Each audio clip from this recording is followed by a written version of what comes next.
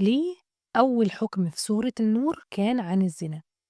ليه مش عن الصلاة؟ ليه مش عن الصيام؟ لأن ربنا لما بيحمي المجتمع بيبدأ من الجذور. تخيلوا كده لو المجتمع فيه طفل مش عارف أبوه مين، أب شاكك في ابنه، أم شايلة عبء لوحدها، قلوب مليانة غل واتهامات.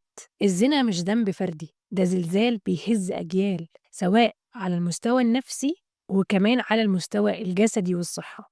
عشان كده الإسلام خلى العلاقة الصح واضحة معلنة وبعقد، مش علاقة في الضلمة.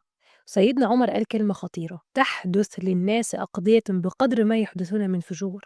يعني لما الفجور يزيد بتظهر بلاوي وأمراض ومصايب للنااس، مش عقاب فجأة لكن نتيجة طبيعية. ربنا مش بيحرم علشان يمنعنا من السعادة، ربنا لما بيحرم حاجة بيبقى علشان يحمينا من انهيار. الانهيار ده هنشوف النتيجة بتاعته بعد سنين. أعتقد الأيام اللي فاتت والتسريبات اللي حصلت بيّنت قد إيه لمّا الإنسان بياخد حريته المطلقة بيتجبّر فعلًا وبيبقى يعني في قمة الفجور. فالحرية هنا بيضحكوا علينا بيها، فالحرية هنا والطهارة بتيجي من القرآن وبتيجي من أحكام ربنا، اللي معظمنا فاكر إن هي بتقيّده، بس في الحقيقة هي نِعَم الأحكام اللي بتحافظ عليه. لمّا نسمع عن كلمة حدود، أول إحساس بييجي في بالنا هي قسوة وشدة جدًا من الإسلام، أو تشدُّد زي ما الناس التانية بتحاول توصّل لنا ده.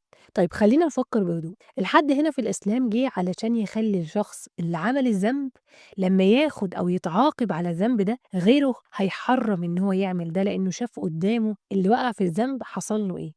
الجلد مثلًا ما بيقطعش من اللحم حاجة، ولا بيكسّر عظام، بس بيوجع، وده كفاية يخلّي المجتمع كلّه يفكّر 1000 مرّة قبل ما يقع في الذنب.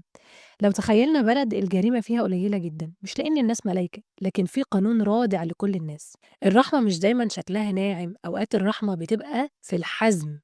اللي بيبُص لحد كعقوبة بس، نسي يشوف المجتمع اللي ربنا بيحميه بسبب إن المذنب اتعاقب. يكون في واحد قاتل والّا بيكون في حد مدمن، بنبدأ نحبسه علشان ما يأذيش غيره. أشد وأخطر هو الزنا على المجتمع، وانتشار الرذيلة وانتشار الأمراض وانتشار فعلًا كَم المصايب التي لا تُعَد ولا تُحصى، لدرجة إن ربنا كتبها لنا في صورة كاملة، ووضّح لنا قد إيه إن إحنا من غير الصورة دي ومن غير أحكامها وقوة الكلام والأحكام اللي فيها، إحنا هنكون بجد في ضلمة. إن شاء الله هاستناكم. لو الفكرة غيّرت نظرة ولو شوية صغيرين، اكتبوا لي في التعليق فهمت النور بشكل مختلف. والسلام عليكم.